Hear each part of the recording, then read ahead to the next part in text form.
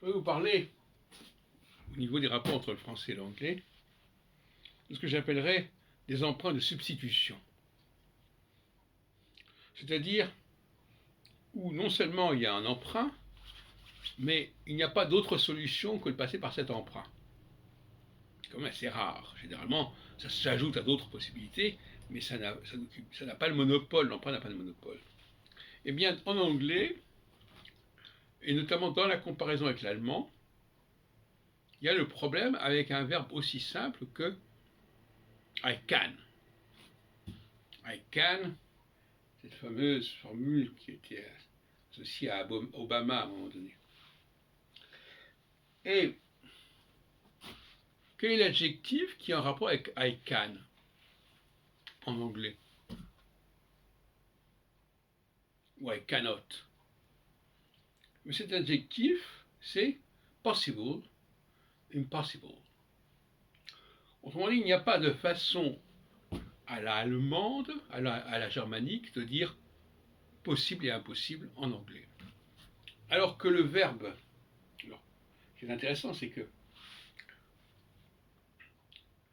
par exemple, le verbe je peux, c'est I can, mais c'est aussi I may, M-A-Y.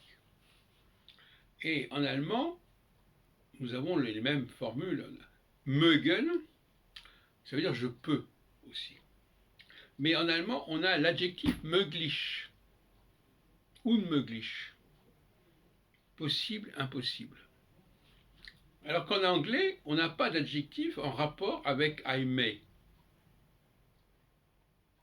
Ce qui est curieux aussi, c'est que, vous savez qu'en français, le mot pouvoir a plusieurs sens. Ça veut dire être capable de faire quelque chose, mais aussi exercer un pouvoir.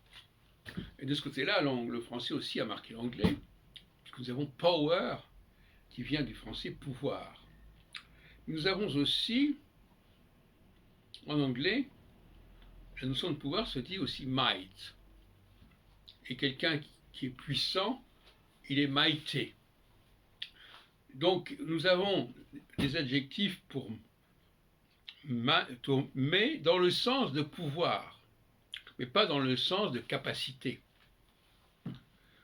Et donc dans le sens de capacité, c'est toujours possible, impossible, ou même possibility, mais il n'y a rien en anglais de comparable à possibilité. Eventuality. Donc l'anglais, sur un cas aussi majeur que l'idée de pouvoir, je peux ou je ne peux pas, c'est possible ou ce n'est pas possible, il y a une espèce de lacune, de vide à ce niveau-là, alors que l'allemand a gardé l'expression möglich, qui veut dire tout simplement c'est possible. Et bien, en anglais, on ne peut pas dire possible autrement qu'en disant possible. Il n'y a pas l'alternative germanique comme en allemand.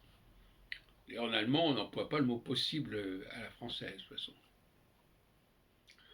Voilà un exemple de ce que j'appelle l'emprunt de substitution, c'est-à-dire que c'est un emprunt qui a monopolisé tout le champ sémantique.